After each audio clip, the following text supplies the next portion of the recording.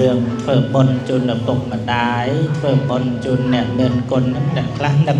មិនឃើញទេគាត់តែរវល់ការងារនឹងច្រើនទូដូចថាផ្លិចគិតរឿងលោកឪពុកអ្នកម្ដាយដែលលោកនៅមានបញ្ជនហ្នឹងនឹកមិនឃើញចេះតែរវល់ការងាររហូតចឹងទៅហើយប៉ុន្តែនៅពេលដែលគាត់នឹងឃ្លានទៅគាត់នឹងទៅចោលទៅបានតែអ្នកខ្លះហ្នឹងគាត់កើតចិត្តស្ដាយកើតចិត្ត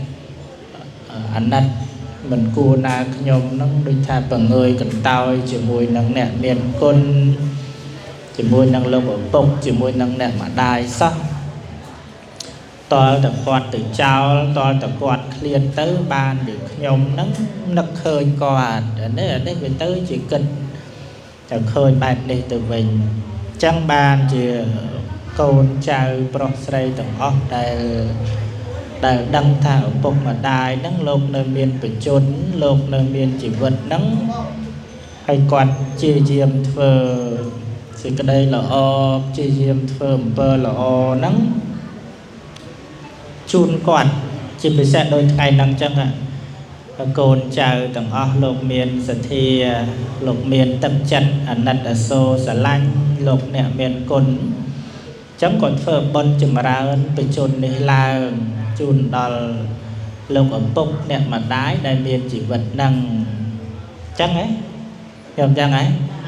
ហ្នឹងហើយជូនដល់លោកឪពុកអ្នកម្ដាយដែលលោកនៅមានបញ្ជននៅមានជីវិតណែញោមត្រីនេះអ៊ំត្រី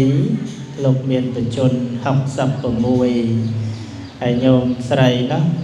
បញ្ជន62អានេះថ្ងៃនេះកូនគេធ្វើបុណ្យជូន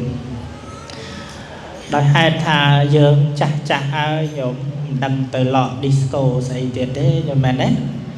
ចឹងឯងញោមណោះខាងចាស់អស់ហើយមិនដឹងទៅឡក disco អីឡាំលាវសារវ៉ាន់អីនោះក៏លេងសប្បាយដែរញោមមែនទេចឹងមានតែប៉ុនទេចឹងបានជាកូនហ្នឹងគេដឹងតែម៉ែចាស់ហើយ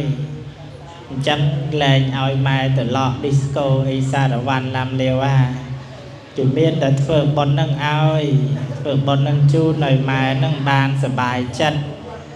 ហើយម៉ែហ្នឹងបានរីករាយចិត្តហើយចម្រើនអាយុចម្រើនបញ្ជនរបស់យើងហ្នឹងឲ្យបានវែងចឹងទៅណាញោមណាដោយគោលបំណងរបស់កូនចង់ឲ្យម៉ែឪហ្នឹងបញ្ជនខ្លីទេចង់ឲ្យគាត់បានវែងចឹងទៅបានជាមលុបដល់តិច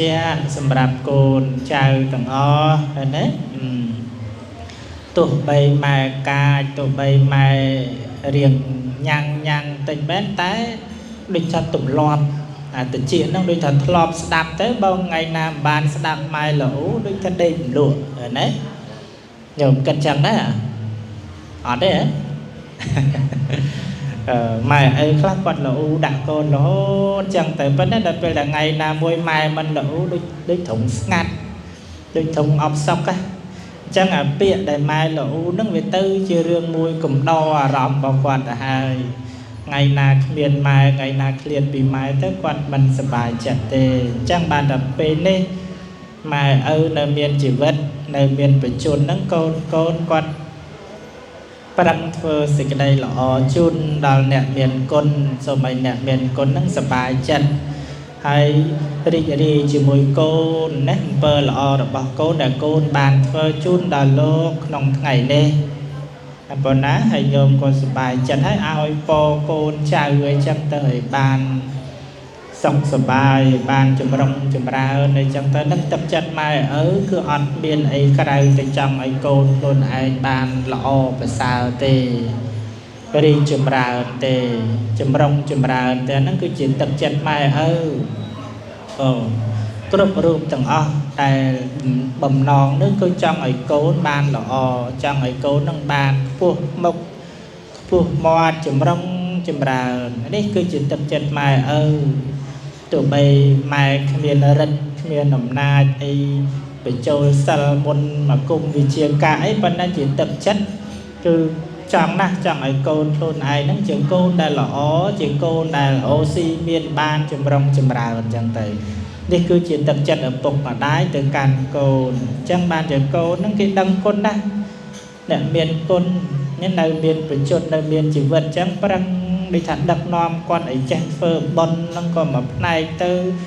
ដឹកនាំគាត់ឲ្យចេះស្ដាប់ធម៌ទៅក៏មួយផ្នែកទៅដឹកនាំគាត់ឲ្យមានសទ្ធាហ្នឹងក៏មួយផ្នែកទៅបង្ហាត់បង្រៀនណាញោមណាកូនខ្លះហ្នឹងគេគឺបង្រៀនអញ្ចឹងបើឃើញម៉ែឪមិនតាន់ចេះអារឿងទាំងអស់ហ្នឹងកូនដែលគេចេះដែលគេដឹងដែលគេយល់ហ្នឹងគេបង្រៀនអញ្ចឹងណាប៉ុន្តែកូនខ្លះអត់បានបង្រៀនទេម៉ែឪគេឆ្លាតគេឆ្លៀតទៅគេដឹងស្រាប់ហើយមានតែទាកូនសុំទៅវត្តផងកូនឯងម៉ែចង់ទៅវត្តកូនឯងម៉ែចង់ទៅធ្វើបុណ្យនេះពេលខ្លះមានតែទាពីកូននឹងទៅវិញទៅទៀតចឹងបានថាថ្ងៃនេះកូនហ្នឹងគេល្អណាស់គេដឹងគុណម៉ែឪបានគេធ្វើបុណ្យចម្រើនបច្ចុប្បន្ននេះជូនដល់លោកឪពុកអ្នកម្ដាយនេះធ្វើម៉េចក្នុងឆ្នាំថ្មីហ្នឹងឲ្យម៉ែសប្បាយចិត្តឲ្យម៉ែរីចិត្តឲ្យម៉ែខ្ពស់មុខខ្ពស់មាត់អីចឹងទៅហើយមានកម្មវិធីស្រោចទឹកជូនដល់ឪពុកម្ដាយអីផងណាចឹងហ្នឹងញោមណាមានហើយមានស្រោចទឹកគេដោះក្អែលគេកក់សាប៊ូឲ្យចឹងទៅណាញោមណាđangឲ្យម៉ែឪសប្បាយចិត្តក្នុងរដូវកាលហេមន្តសន្នរដូវចូលឆ្នាំអីចឹងចង់ឲ្យម៉ែឪសប្បាយចិត្តហើយចង់ឲ្យម៉ែឪនឹងជូនពរឲ្យកូនរកស៊ីមានបានអីចឹងទៅណាញោមណា